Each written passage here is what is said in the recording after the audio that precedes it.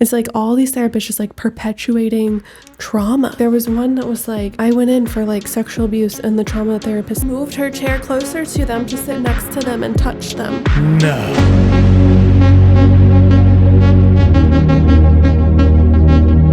This is the Atomic Souls Podcast. First thing that it suggested was talking about girl dinner and male equivalents. And I was like, I had a steak with a side of steak last night. So yeah. And then French fries. And the only reason I ate the French fries is because you made them. I made them. Yeah, that is guy dinner. Boys' night. Yeah, girl dinner is a real thing. Yeah. So anyway, the title was, is TikTok slang secretly describing real mental health struggles? Yes. Are they being dealt with correctly? No. Yeah. I think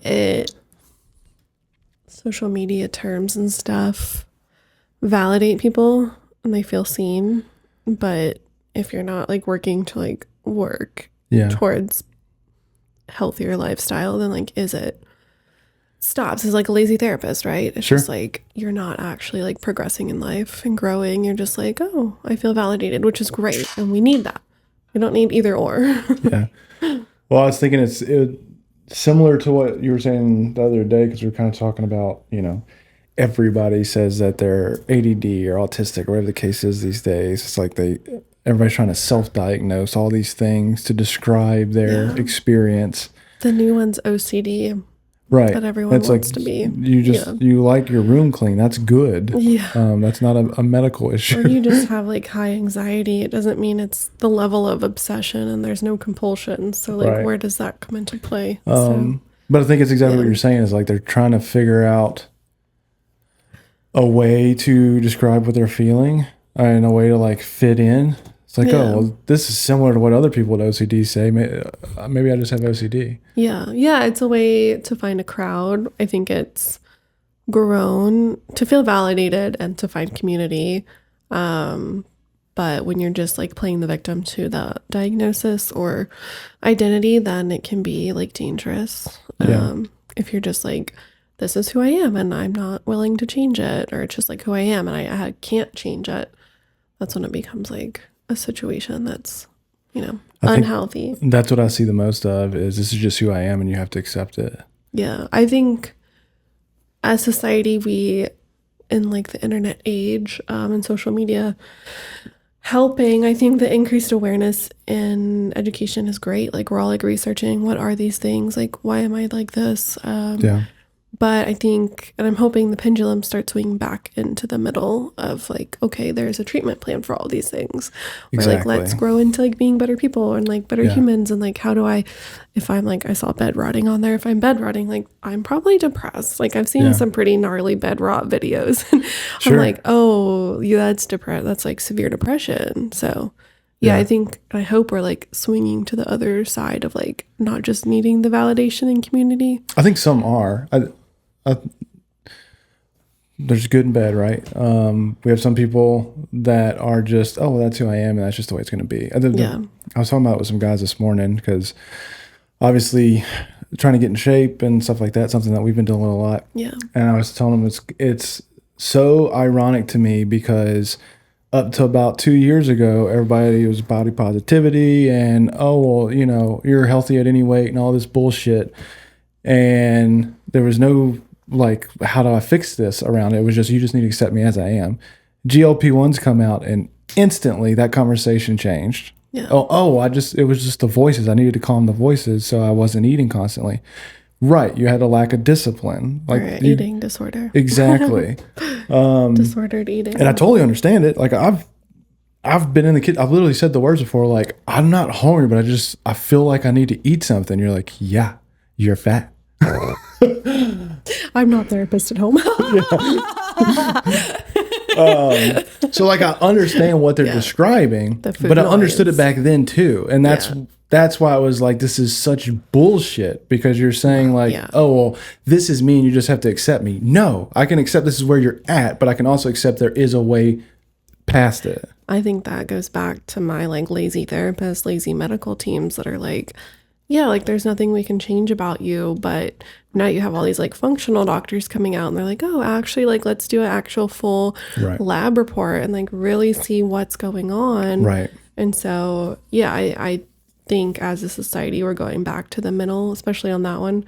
Yeah. Like, let's actually look at your whole self and not just like, you know, this one like eating habits or like whatever. Sure. Because it usually does end up being something like deeper that like, hey, here's a little med, here's some supplements, some lifestyle changes. But yeah, I think it's been interesting to see that topic change. My perspective shifted a lot too, being around more therapeutic environment than when I was raised in, and realizing how many people just a therapeutic environment. What's that? A therapeutic environment would be more than anything. I still misunderstood what you said. Just a therapeutic environment would be more than anything that you grew up in. Yeah. Therapeutically. Yeah, my environment was, don't be a bitch. But to that statement, though, I grew up in an environment that taught me to have a lot of self-respect and self-esteem and confidence. And so when it came to me having an issue, I was like, oh, I'll just fucking fix it. And That's a lot been hard to fix. What's that? It's been hard to fix. What's been hard to fix? Your issues. No. What issue? Well, like, let me finish. Okay, you're sorry. derailing my conversation here. I think those things gave me a different outlook on stuff to where if anything was like a disadvantage for me, I was like, well, fuck it. I'll just overcome it. No big deal. Yeah. And it wasn't just health stuff or mental health stuff. It was, you know, with finances and careers and like, oh, you never went to college? There's no way you're ever going to make money. Okay, well, I'll start my own fucking business then. There was always a solution. There was always a solution because I came up in a solution-based household. Yeah. Yes, there was not much therapy going on, but it was. I feel like it was therapy. Less validation, more solution. Exactly. We need both. Exactly. I think you need both. I think the opposite end of the spectrum is where a lot of people were raised of like, oh no, yeah, you're sad and that's okay and this and that and just validating everything. And again, not that that's bad, but if there's never a solution, then you grow up with the mentality, well, there's just no fucking solution for this. So it's like, oh, I'm fat because that's just the way I am. I'm fat. Oh, I'm an asshole just because that's the way I am. I'm an asshole. Learned helplessness. Exactly. Yeah. And so anyway, being in this some bonding in the clinical team. Yeah, a lot going on over there. I want to know the joke. Yeah. But being in a therapeutic environment where I can see those things being discussed and a healthy therapeutic environment, because I do think there's a lot of just affirming therapists that are lazy as shit and they're like, well, if you never solve your problems, I got a lifetime client. Great. Lazy or undertrained. Exactly. Yeah. I think we have a very healthy environment where we can affirm, hey, your life sucks. I can affirm that it's a shit show, but there's solution. Not your life sucks, but I was talking with our case manager Sal about a client that had come in. Like, I was worried they wouldn't even make it into treatment because they were bed rotting and like couldn't get out, like so anxious, couldn't get out of bed. Right. I was talking to Micah when he was doing admissions, like, are they even going to show up? And now they like got a job with like people we know in the community, awesome. And they're so excited about it. And I was like, that's fucking wild that like in like 4 weeks maybe that they have made that turnaround. That's the point that I'm making, so cool. though, is that I grew up with all that support structure innate in family, and so many people don't. Yeah. And it's awesome that we get to be that for them, but it's allowed me to be a lot more empathetic towards those situations rather than like my dad saying, just don't be a bitch, walk it off.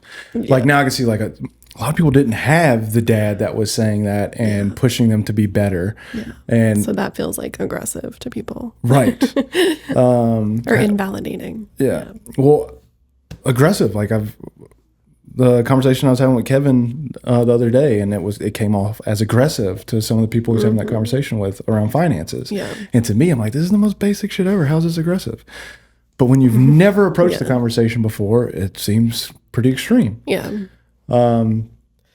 And so I really like that we're able to be that for people. Like, not saying that we're replacing dad, but we're fixing a lot of mommy and daddy issues. right. But I think like a lot of families swing to either opposite side Sure. of like what you grew up in, or what I think a lot of like love Gen Xers, but like I do think their parenting style is more just validating and less solution focused, because the boomers were so solution, like just man out, just be out, da, da, da. Yeah. And then the Gen X kind of went a little too opposite. So millennials are figuring it out in the middle. Millennials are the best.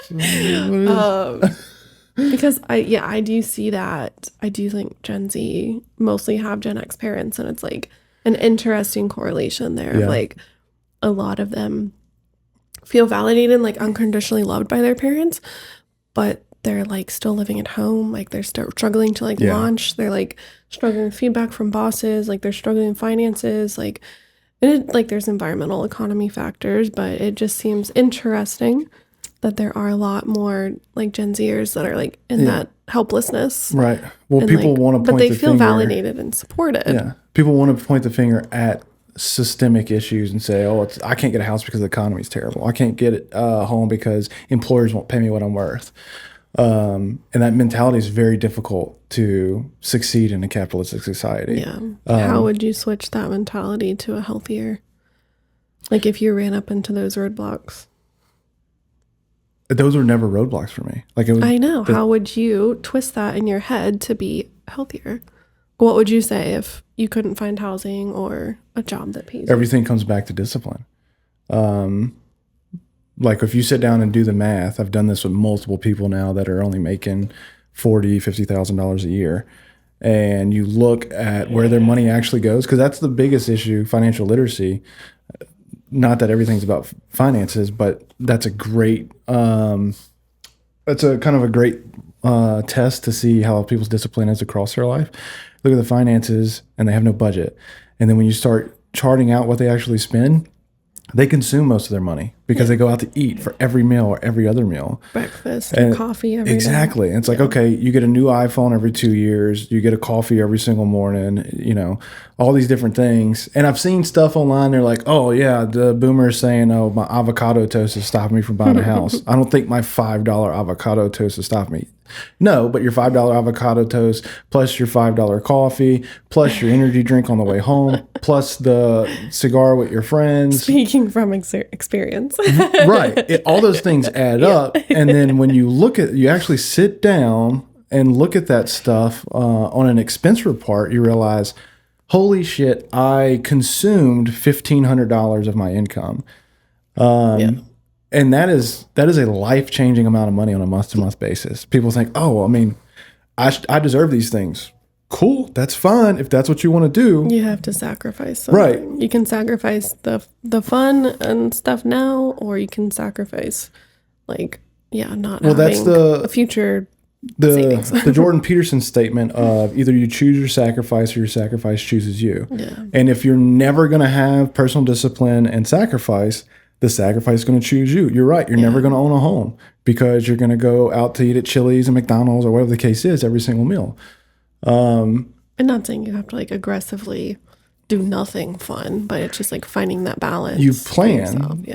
My dad always told me failing to plan is planning to fail. And I think that rings true with every single aspect of life. Like the way that we built a business is that we worked our asses off and saved money and literally did nothing fun for a couple of years. I've been telling people that a lot this week. I was telling 2 different people about like the startup phase and how I would go work 10 hours a day somewhere else with a 2-hour commute, like 1 hour each way, and then take like an hour off for dinner and walk the dog. And then I would get 5-6 hours that night. That's 16-hour days plus. Right. For at least 6 months to a year that first year. Yeah. And then it went from that to like 14 or 12 hours. And then it's gotten better now. But that was like. I did the same thing. I'd be on the boat. I'd work a 6-hour watch. I'd have a 6-hour off period where I would work on all the atomic stuff. And then I had another 6-hour watch where I'm working on the boat. And then I would have 6 hours off to eat, sleep, shit, all the things.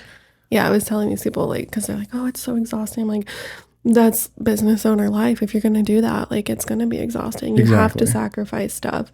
So I think that goes with like any growth that you're trying to do. Like, there's going to be sacrifices, and you just have to, and you had told me that early on. Like, I remember, like, I don't know if it's like driving the car, but I distinctly remember, like, you're going to have to sacrifice social life. You're going to have to pick something to sacrifice if you really want to do this. Do we really want to do Atomic? Yeah. And I was like, okay, I won't have a social life. I won't go work out. Like, I like stopped everything.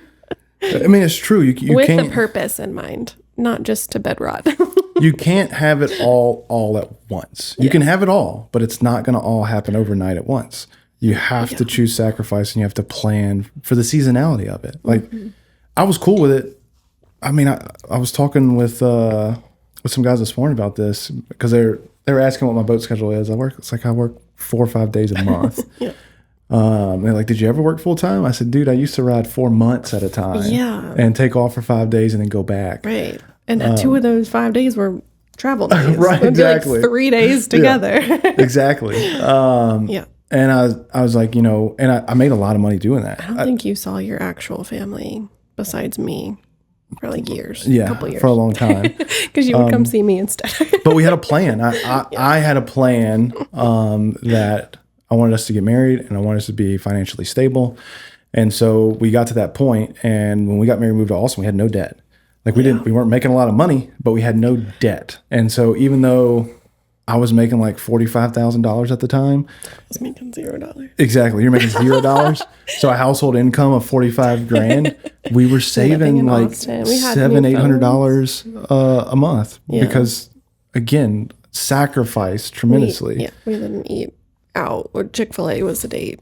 Exactly. We would eat like Sam's Club food. So anyway, that was kind of what we were talking about this morning, because I had a guy that was there, in a startup phase, and he's like, well, I don't want to do this and this, and I have to sacrifice this and this. It's like, dude, if you want to have an extraordinary life, you have to make extraordinary sacrifices. That's the only way it happens. Like, maybe there's some, person that's born to a rich family, they don't have to do that. That ain't us, brother. We got to make the things happen. But even then, like, I'll see, I mean, we could just get into business owner stuff.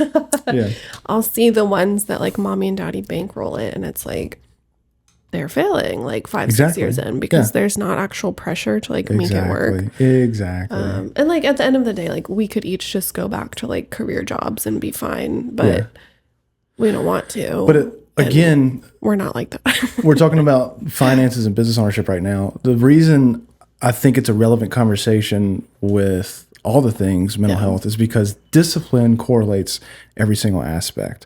So like when I look, like one of the huge inspirations for me, I haven't been optimizing on this, but Carrie's discipline with her diet and her health is crazy.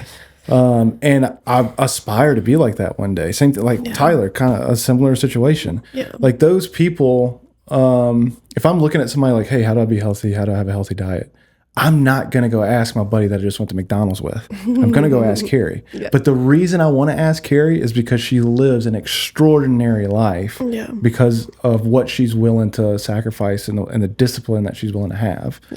And that's across the board with anything. Like if I want to learn how to talk to people in a more effective manner, I'm going to read books written by people that are extraordinary at talking to people. I've been reading like business books written by people that are higher ups or like startups of Google and like how they grew Google and stuff. So kind of trying to like implement that here. So it's like I'm trying to learn from those who've done it successfully. Something else that we were talking about this morning. I keep saying we're talking about this morning because we have the little church group on Wednesday mornings. Whether you believe in the Bible or not, I thought it was a great story that we're talking about this morning with Jesus is walking through the crowd, and they have the lady that goes and grabs the hem of his garment, and he's like, "Who touched me?" And all the disciples were like, "Brother, everybo's touching you. You were in a crowd right now." And he's like, "Nah, somebody touched me with intent. I felt the power leave my body." And the lady, miraculously healed. But what's cool about the story is it's a cause and effect. She went out and did a thing, and there was an effect from from that. Intentionally. Yeah, she very intentionally went and touched Jesus. And I think that's the case a lot of times, what we're talking about with like affirming versus treatment plan is like, we're just kind of sitting there on the sideline like, yeah, I wish something would happen. I wish life was different. And even in the Bible, Jesus is supposed to be the Messiah. And he's like, I'm not doing anything for you if you don't do something for yourself first. Take action. Yeah, like I'll wave at you as I go by, right. But if you're not going to reach out and touch me, then that's not my problem. Yeah. And so I think in life, we have to be the same way of like, hey, I'm sad all the time and depressed. Okay, go to therapy. Talk with a therapist about it. I'm struggling with my weight, or I'm struggling with physical fitness. Okay, talk to somebody about that. Get on YouTube, research it. Yeah. The age of internet, like you can figure some shit out. Yeah, literally everything is accessible to you. Yeah. The government did a experiment a while back. I was reading an article on it where they took some guys that had literally no experience with military defense or anything like that. They locked them with access to the internet, just normal internet that we have, and see who could build a design for an atomic bomb first. Oh, I think I've heard about that. Yeah. Yeah. Dude did it in like 4 weeks. Yeah. Like you can do literally anything you put your mind to right now. I think it's important to acknowledge like why people get stuck in the validation cycle. Because it feels good. Yeah. Yeah, I think a lot of society or like people feel invalidated. And so it's like they're seeking that out and it feels good and it feels good enough. And I think society tells them that they deserve validation and they don't. I mean, that's the reality. Like you don't deserve anything. We don't deserve it. But as humans, validation is important because to make progress, we have to feel like validated that this is a problem and it needs to be fixed. Agreed. I think it's important. I don't think it's deserved. I think those are different things. I think you want to feel validated, do things that are worth validation. Well, you have to validate that like, hey, yeah, you're in a bad place. And then like, how do we get out of it? That's the validation. Right. But what I'm saying is they're getting a dopamine kick off of validation from that rather than actual esteemable acts because they don't do any esteemable acts. Yeah. And I'm not saying, oh, just don't be a bitch, go do the thing. I get that's kind of I don't know, a doom loop or whatever you want to call it there. Yeah, I think a lot of people get stuck because that's the only way they're getting validation is from being in the victim or in the problem.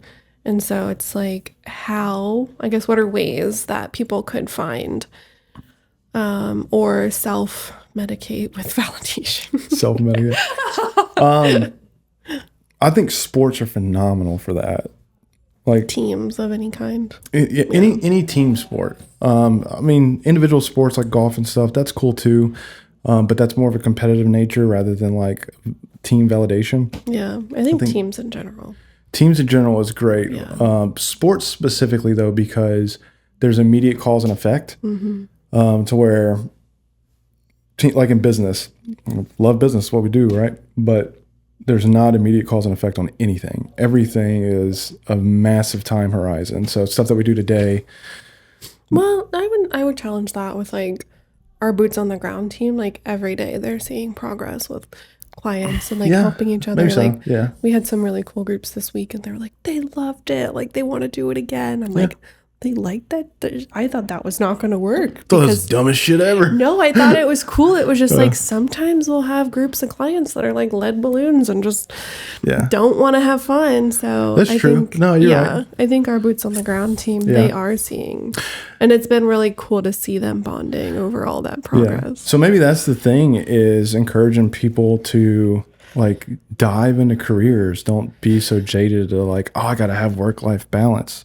If you're being unfulfilled with life, find a job that has a good team. Yeah, find team outside of find that career path. Yeah, I think finding a team within work or outside of work or both is really important.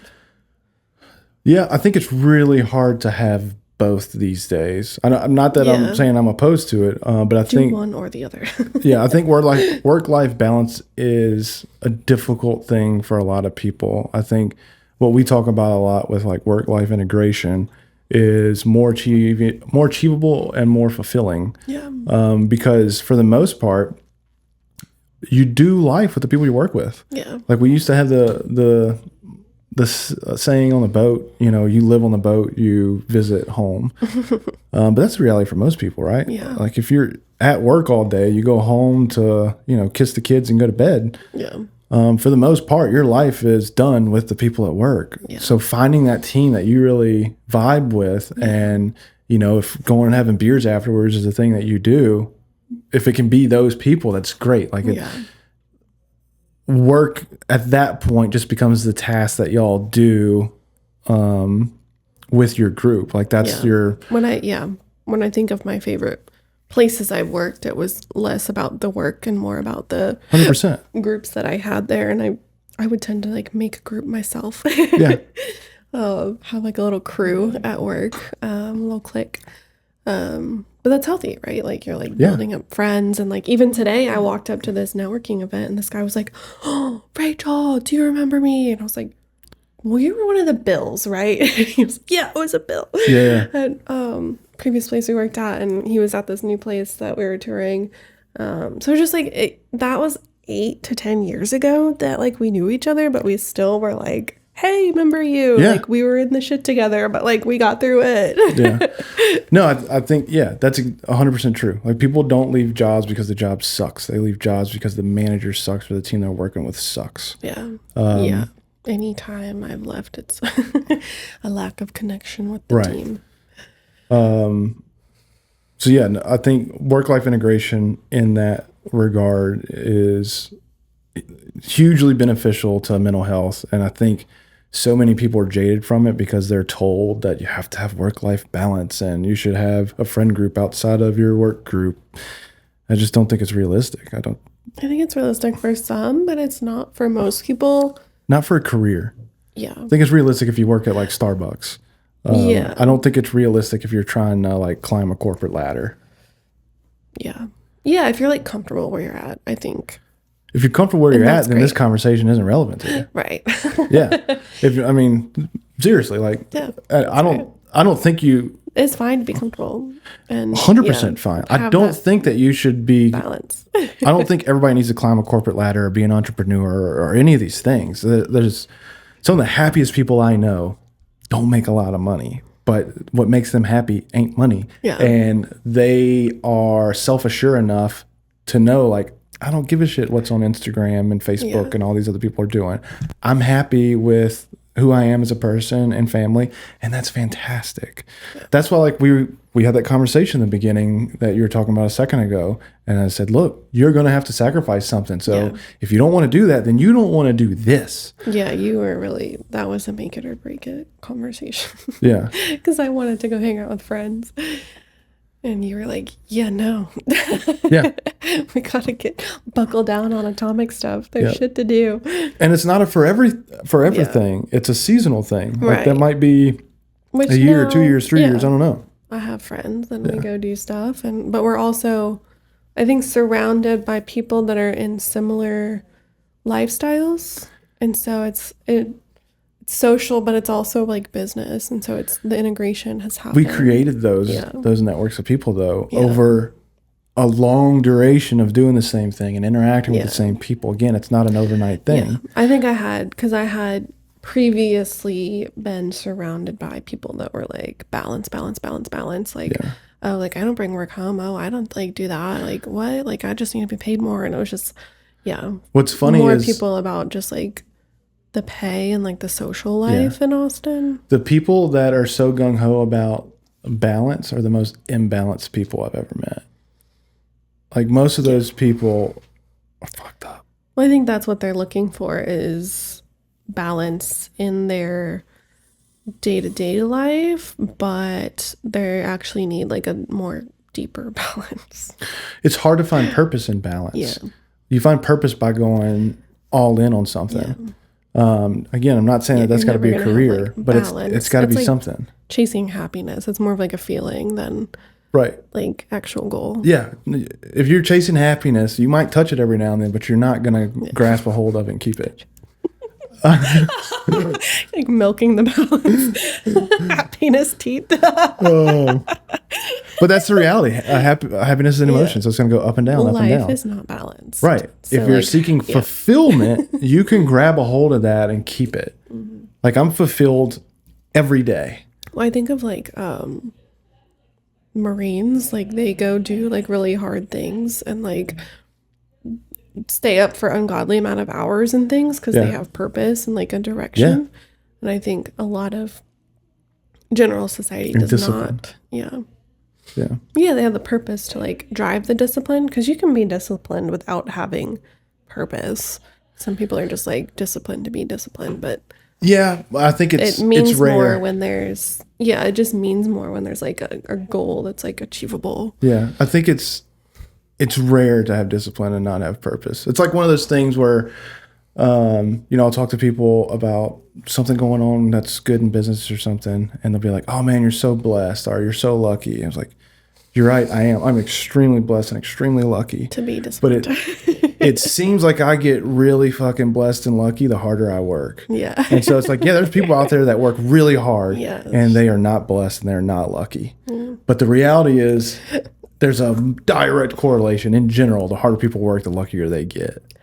That's something I was telling someone talking about the 16-hour days was like, you'll be successful if you outwork everyone else. Exactly. But that takes a huge sacrifice. So just like either buck up and like accept that or don't follow that dream. Right. It's like, I'm not trying to squash your dreams, but like, you have to just accept that. It's back to the, are you entitled to something or do you deserve things? And I don't think anybody deserves anything. Like me and Lori kind of joke about this a lot of her being more intelligent than me. She is. That's the reality of it. I can accept that I'm not that intelligent of a guy. Google says to hire people more intelligent. Right. I can also guarantee you that nobody's going to outwork me. Yeah. And that's how I make up for it. Yeah. I'm going to out hustle your intelligence. Yeah. Yeah. Yeah. I mean, we get some of these clinicians in here that are more intelligent than me, but maybe, I don't know. So humble. Anyway, that was the most longest tangent ever. That was but yeah, I'm excited for the team and their creativity and clinical work. The discipline. Yeah. Back to the stuff that we had here. Let's talk about girl dinner. Girl dinner. I don't know why I always want to put the Hot Pocket song on Girl Hot Dinner. Pocket. Girl Dinner. Every time I think of Girl Dinner, I put that. Maybe that was a TikTok thing back in the day. Girl Dinner's been around for a while. It was like one of the OG TikTok trends. I remember people saying that before TikTok. Yeah. There might have been a jingle with it. I feel like I did not make that myself. Maybe so. Girl Dinner. So the stuff that, again, I'm reading off of Claude, so, take AI with a grain of salt. It says, do you think this trend is actually about food? About something else entirely? Time, energy, money? I don't think it's about any of those things. I think genuinely girls predominantly just prefer little things to eat like that. Am I wrong? I think it is about, it's different.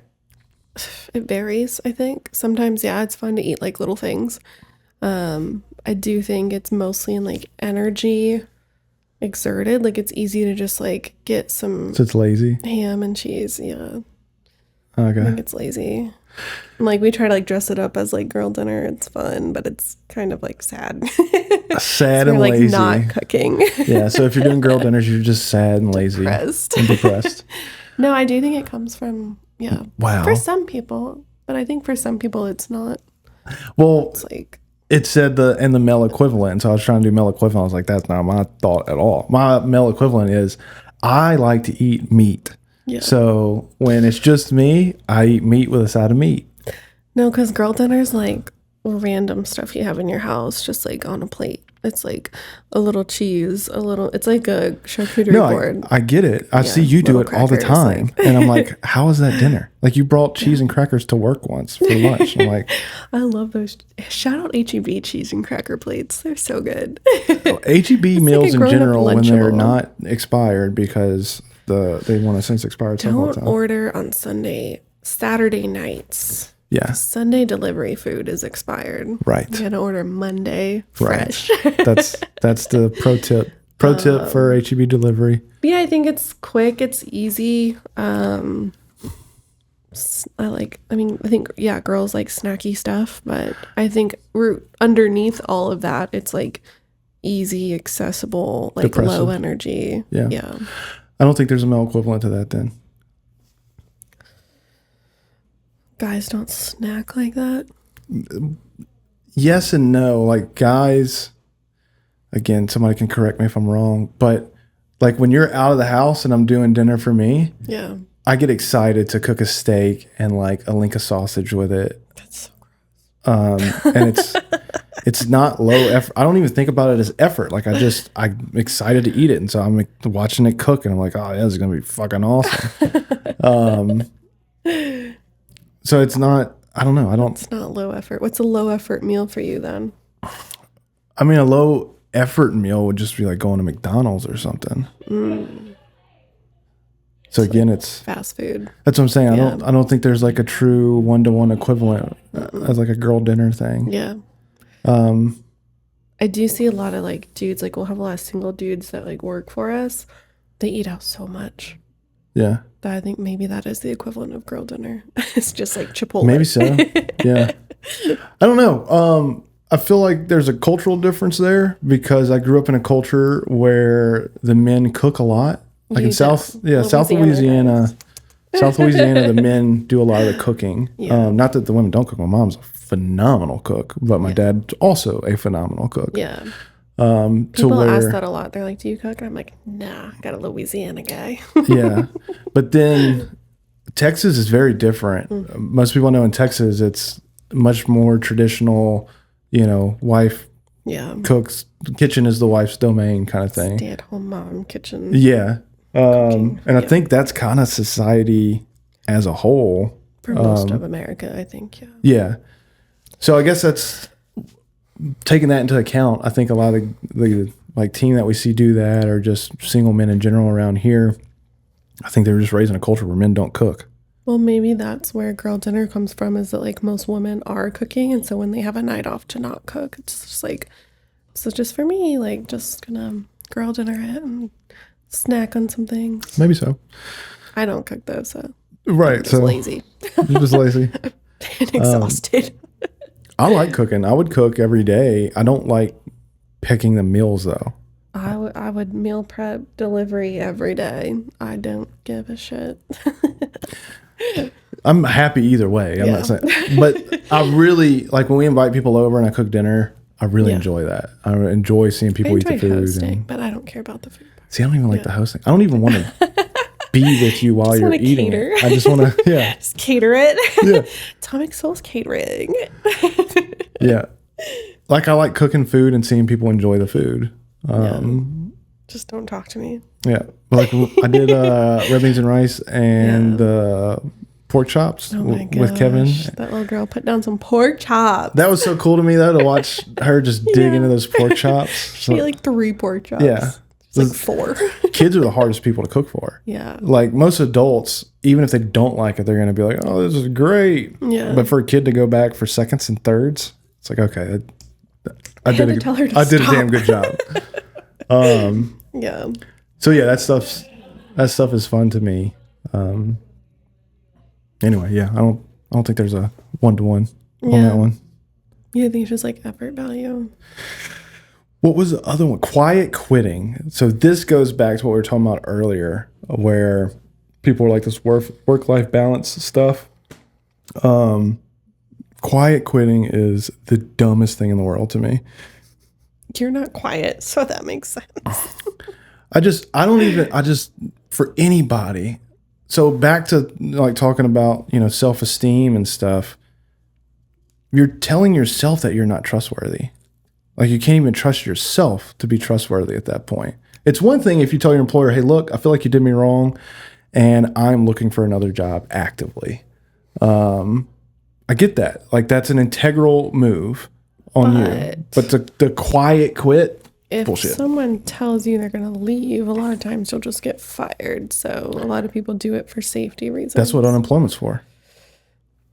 Okay. Just saying, like most people do it for safety reasons. Like every time I've left a place, I've not told them. I've just started searching and kind of doing my job and that's it. So that's a typical way to like leave a company. So, no, you usually give notice. I give notice, yeah, but well, what's the definition? Because what are you saying? Because I would doing bare minimum. Quit. Yeah, you would do that, and then and you like, battled. Look for a you were job. battling depression at the time too because you weren't living an esteemable lifestyle by doing that. It was also like toxic environment, so it was like multiple layers to that. My perspective is going to be different on that. I will never externalize thing and make that change who I am as a person. I am going to be who I'm going to be regardless of environment. And that's why I never suffer with confidence or self-esteem because I know who I am.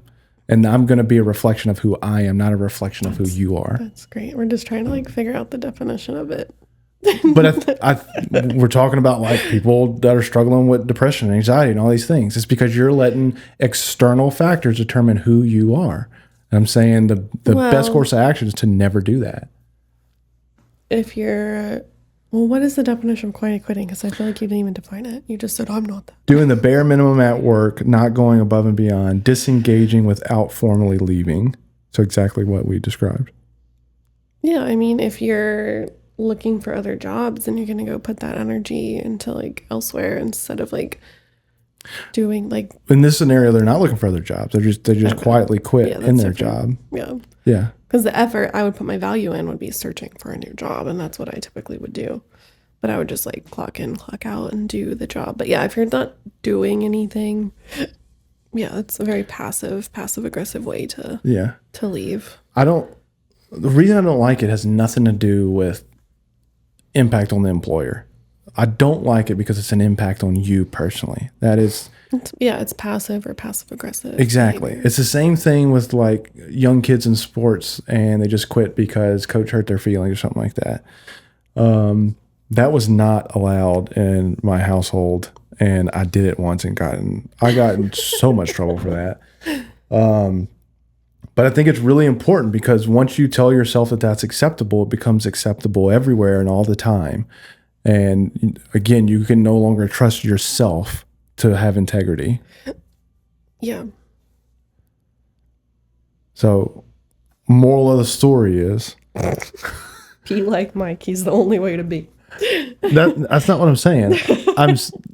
I do a lot of things wrong. I'm not saying I'm perfect. I'm saying if you want to have high self-esteem and confidence and be able to confidently and truly tell people that you have integrity, then it all comes from within. You cannot be a reflection of your environment. You have to be a reflection of your core values. So no matter what is going on around you, you should reflect that. Like the old church statement, when you squeeze a Christian, what should come out? Christian juice. I've never heard that. Oh, they used to say that all the time when I was a kid. But the point being of like, okay, if stress hits you, then what do we see? Do we see like a reflection of God, who you say that you're supposed to be Christ-like as a Christian? Or do we see a reflection of you not reflecting that? You be lashing out and being evil and bad and all these things. I think I see quiet quitting more of like a way to like self-preserve or protect while you're looking for something else. But that's not what happens though. Yeah, it sounds like it's just like passive. It's like ghosting. I feel like there's like a ghosting culture also with like the whole online dating. It's like I'll just hear stories of people ghosting or like friends ghosting. I had a friend ghost me and I was like, what? But they'll still like network with stuff. And I'm like, what is happening? Like, it's very confusing because there's no clear like conversation of like, I don't know if I offended her or what, or like, just too busy. Like, I think when it comes to like relationships and friendships, the quiet quitting is completely unacceptable. Yeah, maybe so. I think in business it's like a little different, but Well, that's what it's referring to. yeah. But I get what you're saying. But yeah, if you're just doing it to like do it and to be like, you hurt me, so I'm just gonna be extra passive and try to get fired, like then that's not healthy. Yeah. Also, if you get fired, you can't get unemployment. So it's not even intelligent. I mean,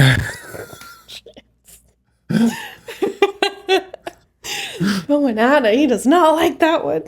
I don't. I don't like it because it comes back to the concept of integrity, and I think that's what we lack the most of in society these days is integrity. It's not about what people see, and that's all anybody cares about anymore. What I look like on Instagram. What matters is what happens when nobody's looking. Yeah. Anyway, get off my soapbox. Integrity good. No integrity I feel bad. better now. That one needed to come out. Yeah.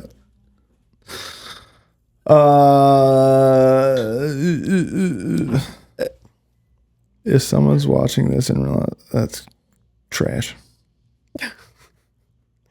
What's the next term? It didn't have more terms. It basically, what we tangented into earlier was, do you think naming these feelings with funny internet terms helps people, or does it let them avoid dealing with the real thing?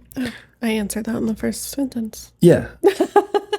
Yeah, I think it's affirming things that are going on, but Which is needed. Yeah. But you need the solution. Need also. part two. Yeah. It's two-parter. I do think people, like, there is like a lot of people who feel like invalidated and need validation. I think we all need that. But if that's all you're getting, like, that's not healthy. Yeah. Agreed. You've got to start, finding, how do I get out of this to like live a better life? Is this impacting my life? Is the bed rotting, the lazy girl dinner, like how is that impacting my life? And that's what like clinical work is like, is this issue, like any diagnosis, core criteria is how is it affecting their life? And if it's not negatively affecting their life, then like, oh, okay, that's fine. But Bed if it is negatively impacting your life. 100%. Okay, and I was about to say, if it is, then you need to make changes. That would be like the healthy treatment plan. It's like, okay, if you're bedriding all the time, why? But also, how do we get you out of it? It's twofold of like insight versus action. Yeah. And how to balance that. And I think good clinical is good at balancing that. A lot of clinical are not trained in how to do both of those. Yeah. They're trained in either or, like the deep dive of the why, which can leave people feeling validated but not making progress. And then some people are just focused on the how do we get out of it, and they feel invalidated because they're not working on the deeper issues. Yeah. But they're making some progress. But it's usually still, that's the people that like after 20 years of therapy are still like, I don't know why I'm still anxious. Like, bro, you never looked at your childhood trauma. That's why. But it was like successful, right? In life. So it's a twofold. Insight, deep diving, balanced with like the day-to-day progress. Yeah. I like it. I agree with you. I think therapy's good. I have a gun to my head. Therapy is good. No, I do think therapy is good. I think good therapy is good. I had a basketball coach back in the day that said practice doesn't make perfect. Perfect practice makes perfect. That's good. Yeah, and I think that's how I feel with therapy. Practice. Therapy doesn't make you better. Good therapy makes you better. Yeah. We're perfect is what I'm hearing. Didn't say that. I do think that we have an awesome team though. Yeah. And I think we are very obviously not money motivated. Like I want clients to be here for the shortest term possible that they receive benefit. I was talking to people today. They're like, how are y'all? I was like, same amount of clients coming in that are leaving, but that's great because they're successful and it's a really good group. That's what matters. Right. It's like, it sucks business wise, but we're stable. It's an amazing group. Like, just bragging on the team today.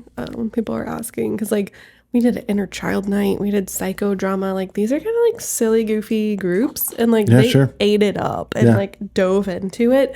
Not a single person sitting out of the groups. Like, it was just awesome, amazing. Yeah, and sometimes those group land not very well. People are like, this is dumb, I'm an adult. So, I mean, that shows the team's energy put into hosting these groups. Yeah.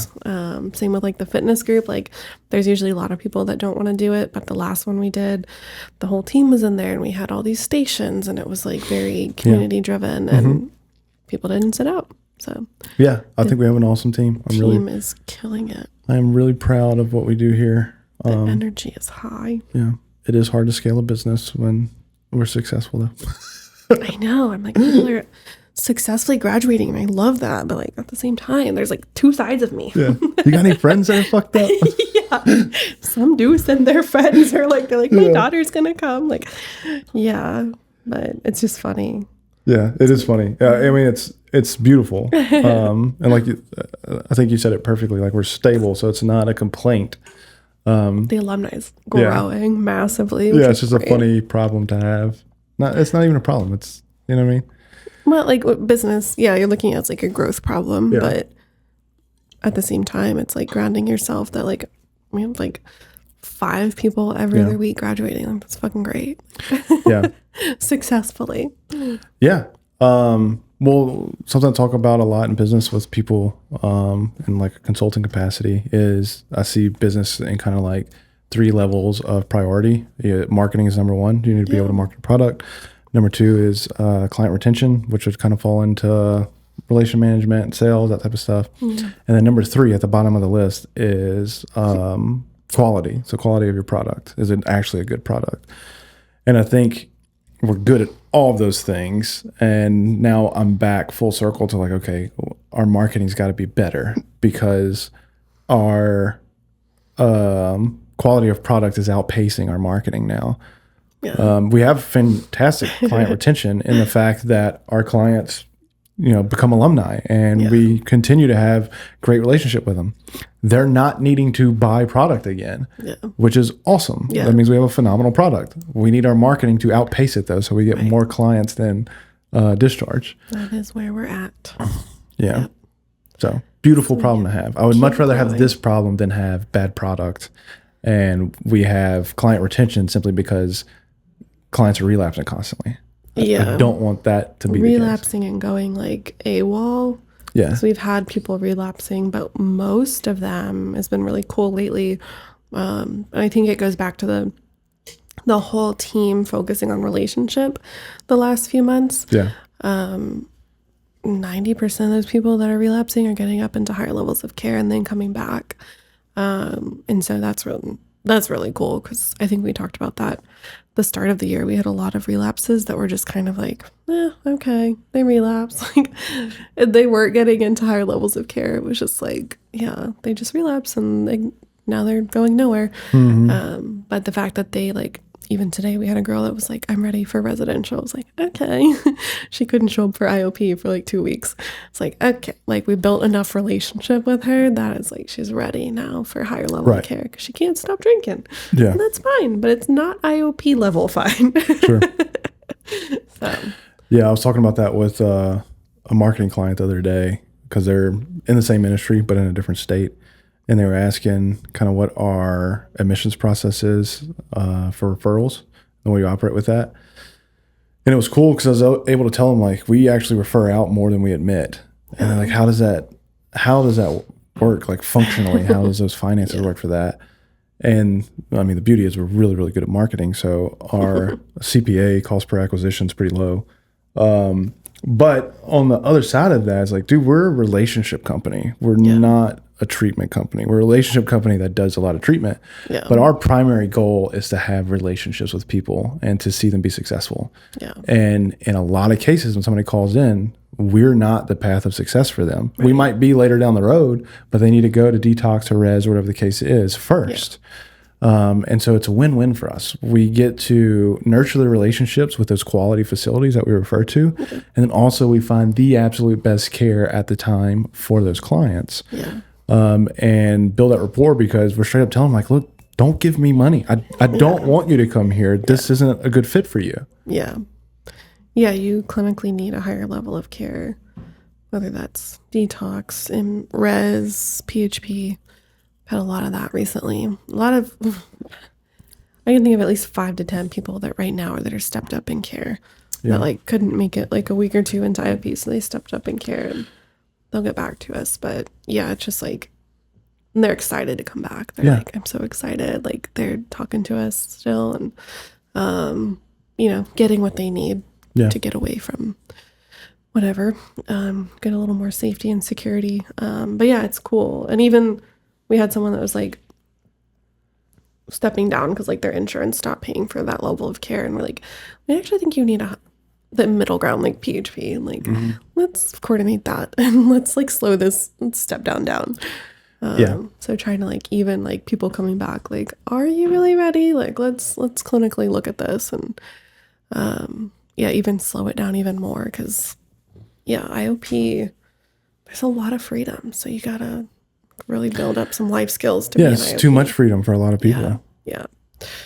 So it's been fun to like see that increase in step ups in like a positive way. It's been fun to see the collab, like from a business side of things, seeing the collaboration between programs. Because we get to collaborate a lot on like, hey, this is what worked with this particular scenario. This is what worked with that scenario, and kind of, pass notes back and forth on how to provide better service. It's really, really cool. You don't see that. Like Nike's not calling Adidas and saying, hey, how'd you sell those shoes? You know what I mean? Like it's not something that you see in other industries the way you see here. There's that client that we were talking to the clinical team at that facility, and we're like coordinating with a third facility for the PHP, and we're just like, everyone was just like, what is best for the client? Clinically, there's another client that we sent to a different PHP, and they reached out, they want to like connect with our team. So it was like, they have an IOP too. And like, it's, these are technically competition, should be seen as competition, but like the like 3 main mental health IOPs in town, like we're coordinating care together. Yeah. And there was a time in the past where it was more of that conversation of like, oh, we're competition. Like, you know what I mean? And I think as a whole, that mentality has shifted a lot. I would like to say that we've been a strong contributor to kind of that culture shift. I think so. But yeah, it's at least the conversations that we have with people, that does not seem to be the case at all. There's not a competitive atmosphere. I do feel like the like scarcity mindset has been less this year. Well, that's what I've been preaching for years now with all the people that I interact with in the industry. It's like, look, if you look at the raw data, it says about 3,600 people in the greater Austin area are seeking some form of treatment on a monthly basis. Right. If we all conglomerated into one business, we wouldn't be able to host 3,600 people. Right. So there's room for all of us to be wildly successful here, as well as provide phenomenal service. Yeah. And I think everybody's starting to get on board with that picture of realizing there's not a scarcity of opportunity. There's shitty marketing. Yeah. Even today, people are like, oh, I'm doing SEO. And I was like, great. Right. That's great.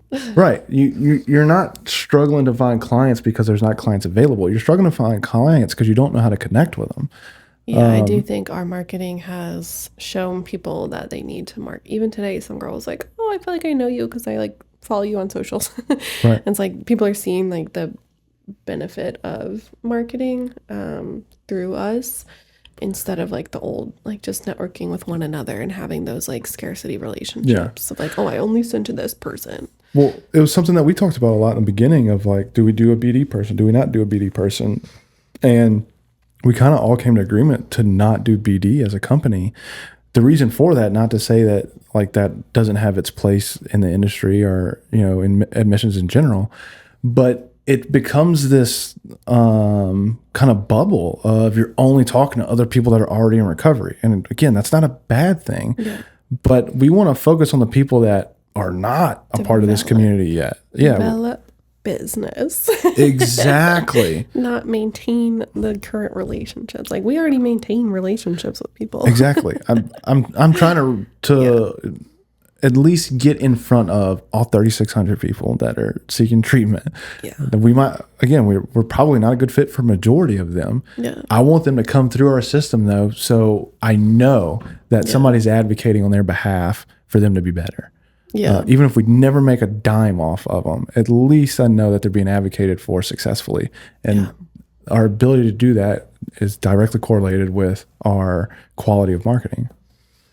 And the follow-ups that we do. Right. Because that was the thing, especially in the therapy world, maybe not the recovery world, but the therapy world was like, I've called like 5 therapists and no one's responding. Right. And like, I've emailed them and like even my own search for a therapist, I got a fucking automated email that set me up a wall. I was so pissed. It was like, I'm not currently accepting clients sent from my iPhone. And I was like, you fucking bitch, what the fuck? Like, put a list of referrals for like your buddies who are therapists in there. Right. So like, oh, I'm not accepting it, but Jan and Brent are. Call them. Because they're not thinking about. I was so pissed. They're not thinking about the quality of care for the How client. rude. They are thinking about their pocketbook. Automated message was sent from my. I was like so Agreed. livid. Yeah. Even when we were just doing Atomic Souls, so just doing private practice, individual sessions and stuff, we had support staff to make sure that the phones got answered. Once I couldn't answer the phones, we had someone part-time, which immediately went in 2 weeks was full-time. Exactly. That individual. And I was like, hey, I have a part-time for like 5 hours a week. Can you answer the phones like once a day? Yeah. Or call people back? And then within like 2 weeks, not joking, he had a full-time job. I was like, actually, can you answer it every day, all the time? Right. Yeah, because again, you're trying to eliminate pain points and friction points for people, right? So if you're calling for therapy, you're struggling with, lack of validation and depression and anxiety. If you're already calling, right, just fucking answer and sign them up. So you're calling a therapist because you feel invalidated, you're depressed, you have anxiety, and now they're not answering the phone, and so you're anxious about that, depressed and invalidated because they won't even answer your call. Right. Oh my God, don't get me started. Maybe next week we can talk about this. Therapists that perpetuate trauma cycles for clients. Oh my God, I've heard some horrors. My Facebook thread, we could just read those comments. Really? Have you read through that thread? I don't read any of your Facebook stuff. Fuck you. First off. Second off, I posted a picture. I don't get on Facebook much, so it's not you. I don't read anybody's Facebook stuff. Well, it was on TikTok and Instagram too. I posted this like funny picture that's like going around. It's like, tell me your like craziest story from therapy, and it was like supposed to be like hee hee ha ha stuff, like my therapist was an idiot. No. Trauma. Really? Dumping. There's like hundreds of comments about just people that are like, my therapist did this, my therapist did that, and I'm just like, what? It's like all these therapists just like perpetuating trauma. Like there was one that was like, I went in for like sexual abuse, and the trauma therapist like try that sex with me. Moved her chair closer to them to sit next to them and touch them. No. Not like, not touching in a sexual way, but like you wouldn't get close to somebody if they were like, I had sexual trauma. You'd be like, let's have some distance between us. Yeah, I would be like, let's go talk to Rachel or Lori. Let's not talk to me. Wild. And then so that one was like, and then got mad at that person for not engaging in therapy, and like they advocated, they said, hey, that made me uncomfortable, like can you not do that again? And the therapist was like, is this not working between us? What? And then went to another therapist that was there a gender difference? Gay man, and supposedly, I don't know, the woman, it was a woman. It was really fucking weird though. That is weird. Yeah. And it was like meeting in her house. It was just like, what? Like, okay, red flag number one. Yeah. But people don't know that's a red flag. So we can get into that next time we sit down. Yeah. I didn't know that was a red flag. I remember when you were wanting to get started in private practice, because when again, you watch movies and that's never reality, right? But in the movies, every private practice, they're just doing it at their house. Yeah. And so I'm like, oh yeah, we have a big house. We have spare room. So let's just do therapy in there. I remember adamantly saying, absolutely not. Yeah. Well, now that I understand how the industry works and stuff and people that are coming in, I'm like, I don't want these people knowing what the fuck I live. I don't want anyone knowing where we live. Yeah. No, and then he goes to another therapist that same week because he's like, okay, that one's not working out. Let me try another one. He scores too high on He scores high on an assessment, and the therapist goes, I don't know what to do with you. You scored too high. I'm not specialized in that high of that score. Then why are you giving that scoring out to them? And like, why are you taking them on if you knew that they were already kind of like in this realm of work? Sorry, bro, you're too fucked up for me. Go somewhere else. Right. So you're not doing enough for the first lady, and you're too much for the second person. He was like, you just perpetuated all of my trauma in 1 week. We should definitely dig into that next week. I have a lot of comments. That is insane. But I've had that too. One of my long-term clients, we started working as like a couple, and then we really hit it off, and she felt like she was hitting roadblocks. So I kind of coached her in like how to talk to her therapist, like advocate for herself. The therapist logged off mid-session when she said she was considering going somewhere else. Logged off. Someone with abandonment trauma. Could you imagine, like, what right? Oh, it's not even bad training. It's bad human. Bad human. That's wild. Yeah, that's trash. Right? Yeah. You know someone has abandonment trauma, and you're going to log off mid-session? Yeah. All right, tune in next time. Tune in next week so I can get more pissed.